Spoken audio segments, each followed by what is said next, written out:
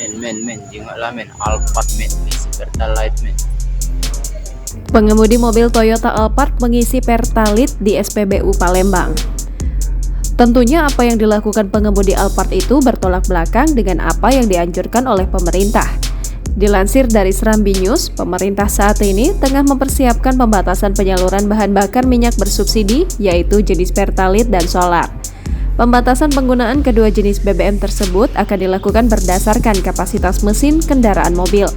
Adapun besar kapasitas mesin mobil yang dibolehkan untuk mengisi Pertalite dan solar, yaitu kendaraan roda 4 di bawah 1400 cc.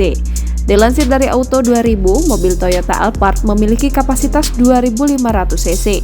Tampak dalam video pengemudi mobil Alphard itu mengisi di SPBU yang berlokasi di Kedaung, Palembang. Tampak ia mobil satu-satunya yang mengisi Pertalite di antara jajaran pengendara motor. Men, jengok lah men, Alphard men, isi Pertalite men.